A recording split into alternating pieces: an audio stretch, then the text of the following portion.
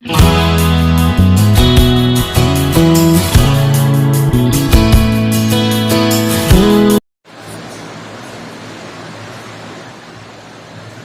Morning, welcome to all. हमारी आज की क्लास में आप सभी का स्वागत है। हमारा आज का चैप्टर है शब्द विचार। शब्द विचार के अंतर्गत हम सभी शब्द के विषय में जानेंगे। शब्दों का गठन कैसे होता है, अर्थात शब्दों का निर्माण कैसे होता है, शब्द किसे कहते हैं, शब्द और पद में भेद क्या है और शब्दों का वर्गीकरण कैसे किया जाता है। तो आज शब्द का संक्षिप्त परिचय प्राप्त करते हुए इन बातों पर ध्यान देंगे। शब्द विचार के अंतर्गत सबसे पहले हमें ये जान लेना आवश्यक है कि शब्द क्या है। हम अच्छी तरह जानते हैं कि भाषा का प्रयोग विचारों की अभिव्यक्ति के लिए किया जाता है, पर उन विचारों को एक संगठित रूप में अभिव्यक्त करने के लिए हमें विभिन्न शब्दों के सामंजस्य की आवश्यकता होती है। जैसे मैं अभी आपसे शब्द विचार के विषय में चर्चा कर रही हूं, तो मैं कहूंगी कि मैं शब्द विचार पर चर्चा कर रही हूं या करूंगी। तो इसमें कितने शब्द आए? मैं शब्द विचार पर चर्चा कर रही हूं। ये सारे अलग अलग स्वतंत्र शब्द हैं जिनको संगठित करके हमने अपने विचारों की अभिव्यक्ति के लिए प्रयोग किया। इसका मतलब है कि शब्द भाषा की एक स्वतंत्र इकाई है। शब्द अपने आप में भाषा की एक स्वतंत्र इकाई है जिन्हें संगठित करके, इकट्ठा करके, उनका एक सार्थक सामंजस्य स्थापित करके हम अपने विचारों की अभिव्यक्ति करते हैं। पर मूल रूप में शब्द क्या है, इसकी परिभाषा देखते हैं। वर्णों के मेल से बनी सार्थक ध्वनि शब्द कहलाती है। अब सार्थक ध्वनि हमने आपको बताया कि ये स्वतंत्र इनकी सत्ता होती है, ये भाषा की इकाई है। शब्दों को इकट्ठा करके ही हम एक वाक्य बनाते हैं और उन वाक्यों में अपने विचार की अभिव्यक्ति करते हैं। तो शब्द बनता कैसे है, इसके लिए सर्वप्रथम आवश्यक है कि हम वर्णमाला के वर्णों का प्रयोग करते हैं। तो ये इसीलिए लिखा गया है कि वर्णों के मेल से। वर्णमाला के परिचय के अंतर्गत हमने आपको बताया था स्वर, व्यंजन, कितने प्रकार के स्वर हैं, कितने प्रकार के व्यंजन हैं हमारी हिंदी भाषा में, और उसके साथ ही साथ कितनी आगत ध्वनियां हैं, कितने संयुक्त व्यंजन हैं, अयोग वाक्य के अंतर्गत कौन कौन सा वर्ण आता है। इन सभी वर्णों का संयोग करके ही हम शब्दों का निर्माण करते हैं। हम अपनी आवश्यकता अनुसार कुछ शब्दों का प्रयोग करके इसको देखेंगे। जैसे एक वर्ड है का, इसको हमने म से मिलाया, ल से मिलाया, क्या बन गया? ये अलग अलग वर्ड है, क, म, ल, इनको मिलाया तो बन गया कमल। अब तुरंत हम समझ जाते हैं कि कमल मतलब कमल का फूल, लोटस। यह सार्थक भी है और एक स्वतंत्र सत्ता है इसकी। हम कमल से कमल को ही जानते हैं, किसी और को नहीं जानते हैं। तो कमल से कमल के फूल का बोध हो रहा है। ये एक सार्थक ध्वनि समूह है। इसमें किन किन ध्वनियों का, किन किन वर्णों का प्रयोग हुआ? क, म, ल। लेकिन अगर इसी जगह हम इसको उल्टा करके, यानी कि इन्हीं अक्षरों का अगर हम सार्थक प्रयोग ना करें, तब क्या हम उन्हें भाषा शास्त्र के अनुसार शब्द मानेंगे? नहीं मानेंगे। जैसे देखिए, अगर हम लिख दें ला, का, म, क्या हो गया? लकम। अब बनने को तो ये भी शब्द हो गया, लेकिन हिंदी भाषा में इसका कोई सार्थक अर्थ है क्या? नहीं।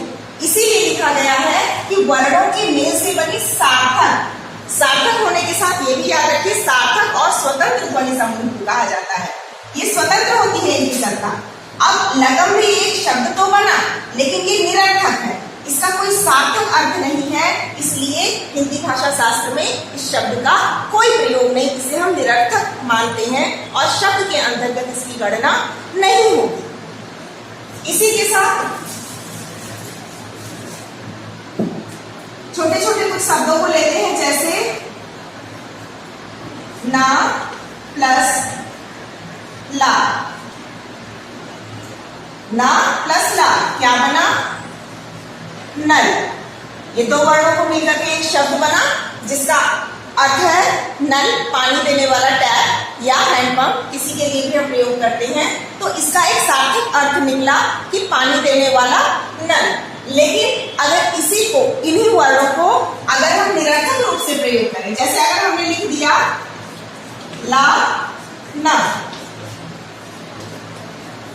लन, इसका कोई अर्थ नहीं है हिंदी भाषा में, तो ये हमारे लिए निरर्थक है। अर्थात जब हम ध्वनि का प्रयोग करते समय शब्द बनाएंगे तो हमें शब्द बनाते समय यह ध्यान रखना है कि उन्हीं वर्णों के संयोग को हम शब्द मानते हैं जिनका स्वतंत्र अस्तित्व होता है और साथ ही साथ उनका सार्थक प्रयोग होना अति आवश्यक है। यदि इन शब्दों का कोई सार्थक अर्थ नहीं है तो हम उन्हें भाषा शास्त्र के अनुसार शब्द नहीं मानते हैं। हम लन को शब्द नहीं मानते, हम नल को शब्द मानते हैं क्योंकि इसका एक अर्थ है और यह स्वतंत्र रूप में नल के रूप में प्रयोग किया जा सकता है। इसके साथ हमें कुछ और बातों पर ध्यान रखना होगा कि जब हम पद परिचय पढ़ते हैं तो हम आपको कहते हैं वाक्य में प्रयुक्त शब्दों को पद कहते हैं, सामान्य रूप से यही परिभाषा देते हैं। लेकिन शब्दों को पद तो कहा जाता है, लेकिन पद और शब्दों में बहुत अंतर होता है। यही शब्द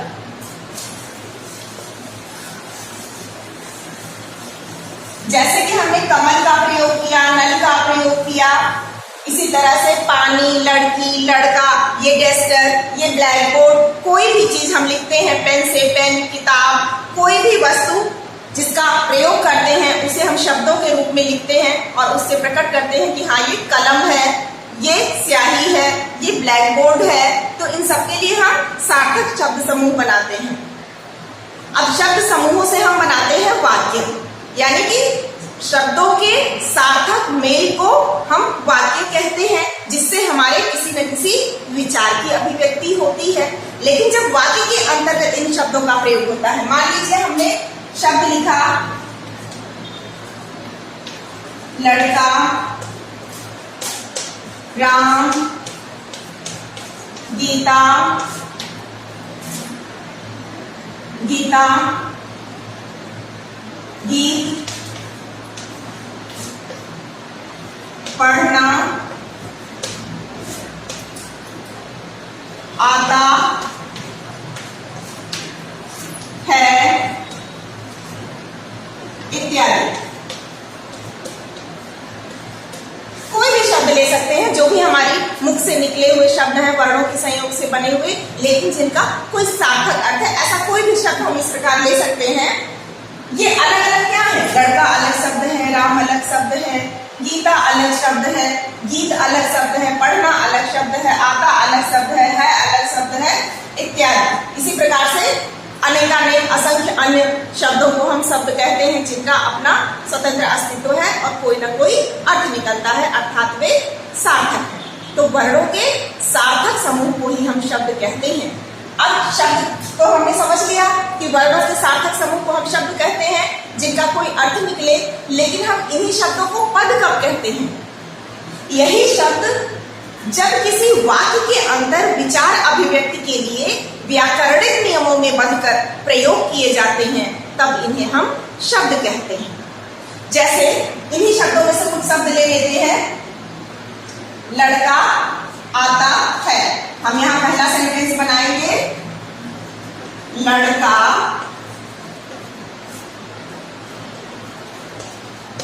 आता है। अब ये तीनों शब्द मिलकर हमारे एक विचार की अभिव्यक्ति कर रहे हैं कि हम आपको बता रहे हैं कि लड़का आता है। ठीक है, तो यहाँ लड़का स्वतंत्र रूप से जब प्रयोग हुआ तो शब्द था, आता स्वतंत्र रूप से से प्रयोग हुआ तो शब्द था, है स्वतंत्र रूप से प्रयोग हुआ तो शब्द था। लेकिन वाक्य के अंतर जब इनकी उपस्थिति हो जाती है और ये व्याकरणिक नियमों में बंध जाते हैं, तब इनको हम पद कहते हैं। पद कैसे कहते हैं? अब लड़का करता है, लड़का किसके अंतर्गत आया? संज्ञा पद। अभी नियम के अंतर्गत आ गया, ये संज्ञा पद है और कर्ता कारक है, क्योंकि आने की क्रिया इसी के द्वारा संपादित हो रही है, इसी के द्वारा की जा रही है, इसलिए लड़का क्या है? संज्ञा है और कर्ता कारक है। लिंग इसका क्या है? पुल्लिंग है। लड़का है इसलिए पुल्लिंग है। तो ये व्याकरण के नियम में बंध गया, ये संज्ञा में बंधा, कारक में बंधा, पुल्लिंग है और है क्रिया लगी है, इसलिए क्या है? यह वर्तमान काल में है, लेकिन इसको हम है में प्रकट करेंगे वर्तमान काल, क्योंकि क्रिया के साथ ही हम काल का उल्लेख करते हैं। अभी हम दूसरा शब्द लेते हैं आता। आता एक क्रिया है, आना जाना एक क्रिया है, तो ये क्या आता है, क्या हो गया? क्रिया हो गया। आता और है, क्रिया और सहायक क्रिया। अब यही होता, लड़का साइकिल से आता है तो साइकिल क्या हो जाता? कर्म हो जाता, कर्म पद में प्रयुक्त होता।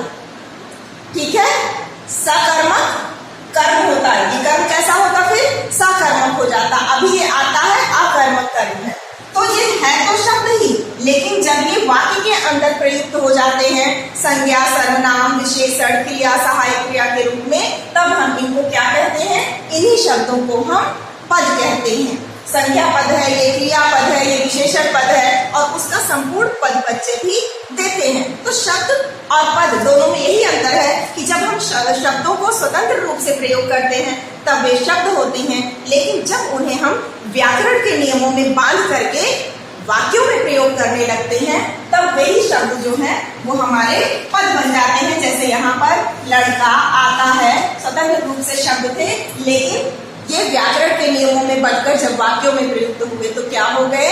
ये सब वाक्य के अंग बन गए और इनका प्रयोग पद के रूप में हुआ। आशा है आपको शब्द और पद का अंतर समझ में आ गया होगा। अब हम थोड़ी सी चर्चा करेंगे कि हमारे ये जो शब्द हैं ये कितने प्रकार के हैं या इनका वर्गीकरण किन आधारों पर किया जाता है। तो शब्दों के जो वर्गीकरण का आधार है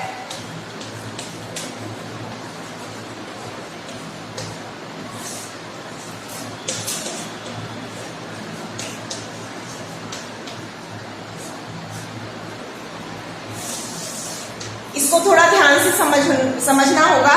5 आधारों पर शब्दों का वर्गीकरण होता है। किन किन आधारों पे होता है? 5 आधारों पर होता है। इसको इस प्रकार से देखेंगे। पहला, रचना के आधार पर।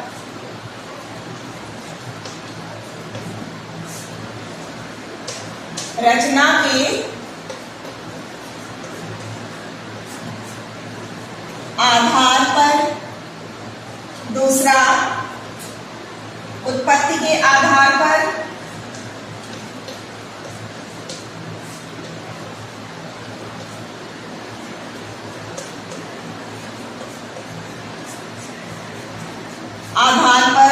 तीसरा, अर्थ के आधार पर।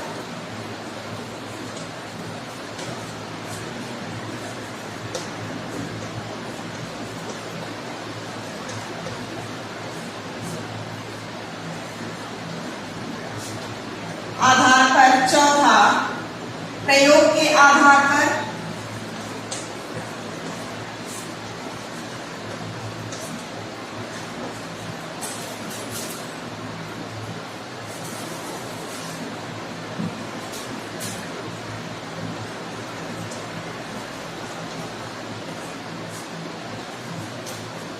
और 5वां, व्याकरणिक प्रकार के आधार पर।